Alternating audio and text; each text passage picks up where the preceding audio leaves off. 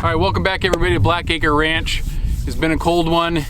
30 degrees seems pretty brisk and nice and not too bad. We wanted to talk to you today about is a little bit about gates and kind of the stuff I've been learning recently about gates. And you would have thought all gates were created equal, but they're not. So just some of the stuff I've caught on to. This is by no means a full explanation of what gates are and all the technical specs of it. You know, I don't know, man. I want something that's rigid, sturdy, does the job. And some things to maybe think about as you're trying to hang a gate. Locating gates. Where do you put the gates? We're building all of our pastures from scratch. So if you're in a position where you have to build your fences, maybe some things to think about when you're putting gates in, where would you put them? So we're going to cover all that in this episode, so stick around as we go through this and hopefully wrap it up in a nice little way that gives you some pointers that you can do this on your property. All right, stick around. This is our gate from Steve that I was mentioning that we got. Now this is a heavy duty bull gate, okay? This is a pasture gate. There's a lot of different types of these. This one happens to be 14 feet wide, and you know, I haven't even measured the height of it. The sizing on them, the thickness of the walls, what they're made out of, all have a bearing on it. So if you have just small animals, nothing that's going to be too stressful, you can get a lighter duty gate. Those are going to be made out of smaller aluminum. So these rails will be made out of, I think, 1 5/8 or 1.5 inch, 1 3/4, all the way up to 2 inches in diameter. So they can vary, and also their thickness can vary, okay? When you're buying the gate, buy just the right kind of gate for what you need, okay? And there's reasons for that is because everything else, depending on the gate, might have to be bolstered or bigger, okay? This one is the heavy duty bull gate, as I said. It's a steel gate. It is metal. It's not an aluminum. You can get the aluminum ones. So if you go to Tractor Supply, Atwood's, these big box stores, they'll sell you standardized, just pretty much gates, okay? And they're 48 inches high, they're whatever. But they're maybe not heavy duty enough for what you're gonna do. The longer your gate is gonna be, the more rigidity it needs, the more susceptible it is. When somebody pushes against it, it's gonna bend. So they have on these gates vertical posts. And that's here and here. The gates can be constructed different ways. This is just sheet metal that's bent, and they have holes where the pipe has gone through it. Now it is gapped and it's not welded at any one of these points. It is welded just up at the top and looks to be just at the bottom. You know, in fact, it's nothing, no welds on the back side. So this is one way in which they add structure and rigidity to the gate. Yes, it's better to have full welds all the way down. You can get gates like that. These gates here are full steel gates that are fully welded across the board that we got earlier in the year. We got a set of 16s, so we have 2 16-footers and 2 10-footers. Now these are for pasture 6 and 7. I'm not going to use this on the actual small pasture because they are really heavy duty and they're really heavy. So I'm going to actually use them inside the handling facility once I get pens set up and so forth, because that's a high pressure area. If your gate is really heavy, you need to bolster up the H-braces and the other frames that are supporting it to make sure that they can handle it. So a question is going to arise is, where do you put these gates? And typically there's the best spot usually is in the corner of a pasture. So like what we've done here is we have a straight line and it dead ends. This is the edge of the opening. The other edge of the opening is over here, and that's the H-brace, okay? So we have one line and one line, and they meet at a corner here. And the reason partly of that is you're trying to move animals, and you're doing some pressure, and you're trying to get them to move. They oftentimes, it's easier to push them kind of up against a wall and have the wall kind of guide them along as they leave. If you put it in the middle of a pasture, as you're trying to move them this way to get to the hole, they'll go beyond it. You get it from this side, they'll go beyond it again. If you kind of put them in towards the corner, it's very easy to direct them through. So if you have a chance to put your own gate, typically it's good to put it where it's right into a corner.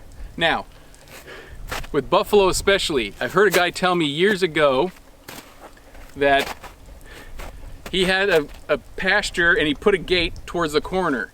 and every time they tried to move and collect all the bison, this was a big pasture by the way, they would go through and they would blow through the fence, not going through where the gate was. And so he would fix the fence, and the next year they did the exact same thing. So after a while, he just put a gate in the middle of the fence, right where the buffalo went, and he never had to fix the fence again. So this is all conditional. It can change, it can vary, okay? Rule of thumb, typically if you can, put it on the side, it might be helpful, but you know, ultimately if your animal's big enough to rip your fence apart, you put it where they want to go and don't fight them on it. So ours right now is on the corner, and that's where it's going to be. Another thing to think about when you're doing your pasture and you're hanging your gate is which side is going to support the gate, okay? So especially if you're into a corner, and like you saw there, we ended with a post and we were done, we had an H brace. The gate is going to have some weight on it. And the steel gates, like we showed you before, those are super heavy. Heavy duty bull gates are going to be heavier. Aluminum ones are going to be lighter. The shorter ones are going to be lighter. All of this is going to be centered off of an H brace at some point. And it's going to cause some weight and it's going to cause some pull on it. Now if you remember last time when we were doing, gosh, a couple weeks ago, episodes ago, we were putting the brace wire. And normally you only need brace wire in one direction to support the fence. However, if you're going to have a gate hanging off of it, like we do here, this is where ours is going to hang off of. Not only did we put the brace wire down here going from bottom to top this direction to support the pull of the wire, we also put one up here to support what we knew was going to be the gate, which is going to pull it this way. So we've actually crossed our brace wire there because we knew that was going to support a gate. Now, you might ask the question, why, Jeff, do you want to put it here and not here? The reason why is because, at least the way I'm going to do it, and there's different thoughts about it, but when the gate is sitting there and it's held in suspension, it's a lot of weight that's sitting there. The H brace, as long as you're in line with the H brace, the tension is going to be pulling it against the H brace in line, which is the strongest way. If I was to hang it off of the other side, when the H brace does a 90, when it comes here, however you want to look at it, when it comes this direction, but then I go like this, it's always going to be twisting it to the side and not in line with it. So I'm always going to hang mine so that way their resting position, the position they're normally always going to be in, is directly in line with the H brace which supports it. That's the rule of thumb I go by. So as I was designing our pastures, I've got this between 6 and 7 here, this opening. And I made it 16 feet opening, and I'm going to be hanging the gate off of this post here, and it's going to be going this direction to another post over there. So when we put these gates, there's different ways to attach them. And when you have metal gates and metal posts, people will weld them, and you can weld them in different ways. And those are nice because they don't have a lot of things sticking out of them. On a wood post, you're going to have this big threaded rod, and you can either get just a lag screw that bolts through, which we'll show you a little bit later on when we attach our gate, or you have one that goes all the way through it and it's all threaded and it bolts, okay? When you do it like that, you will have on the back side some additional stuff that sticks out, okay? Now if you're holding your gate that's along here and it's extending here with your bolts on the back side, that's no big deal, okay? But here's a couple of things I want to share with you to think about as you're planning your gates and the route of movement of your animals, okay? In especially higher congested areas, when you actually open some of these gates, they stick out a little bit of distance. And you can see video online of people working their animals or other things, that when animals end up coming through as a big herd and they have to go through a smaller area, they don't just get in single file line and become like second graders going to recess, okay? They will actually shove themselves in here, and some of them will get jammed up against the posts, okay? That's why we like to try and keep a smooth line consistently across the side. They don't get a horn on it, they don't get the shoulder into it. So when you put your gate here and you open it, you are actually creating a little bit of gap depending on how big your gate is and where it's, how close, that does actually stick out. So just keep that in mind. If you're in a high congested area, maybe you would want to put the post over here on the side, so that way when it opens, it doesn't intrude any into the opening, okay? oftentimes you probably don't have to worry about that. Here, I'm not gonna worry about that because this is not high pressure. It's just pasture to pasture. I'm not pushing them through. I'll probably be baiting them with, you know, range cookies or whatever they're called, range cubes. And so I'm not too worried about it here. When I do the handling facility, that's gonna be a lot more to pay attention to.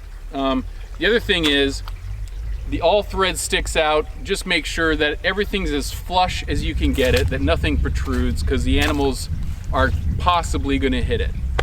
When you're hanging your gate, you've also got to think about its movement.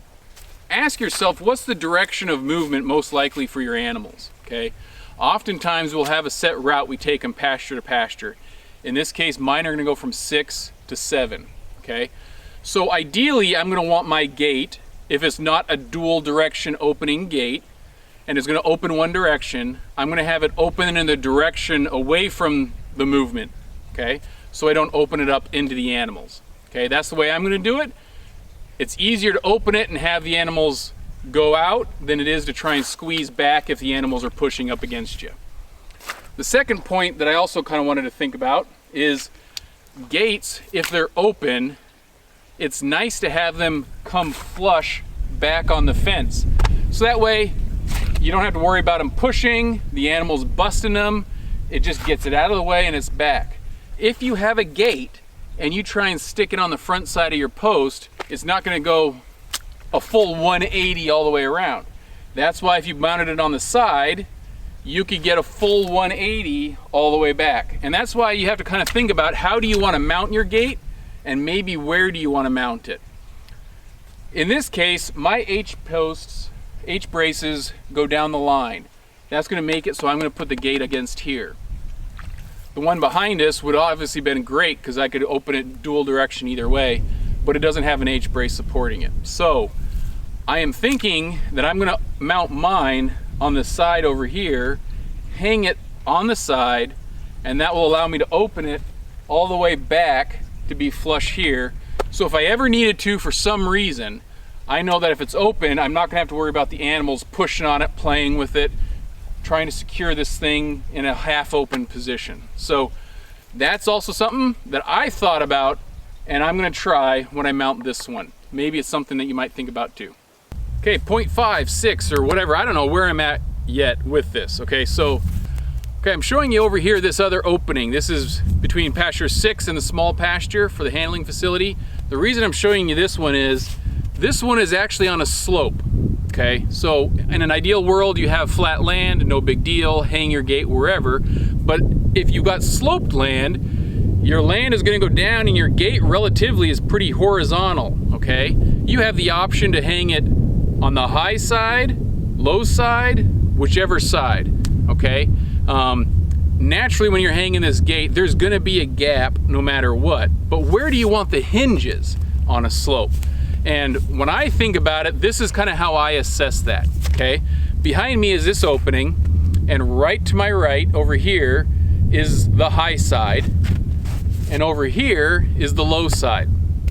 I am always generally gonna put my hinges on the high side, and this is the reason. If my hinges are on the low side and I have the gate that's sitting and it's kind of maybe angled up a little bit, what's going to happen is that center of gravity is going to pull that gate to the right, to the left, or for some reason it's to the left or the right. Without any other influence, gravity is going to pull it and it's going to throw it open one direction or the other. Okay, so if you're lower and your weight is above you, it's going to fall left or right. If you're above it with the hinge and the weight is lower, without any other influence, the gate will center in the opening automatically. So worst case, maybe your lock, your chain busts, your opening of the gate is not going to just all of a sudden throw open. It will still stay in that closed position. So I will always put mine on the high side just in case, just to help with not having weight going one way or the other. You know, don't think that this only really just applies to, you know, you setting your gate a certain way. Gates over time, because of their weight, are going to sag.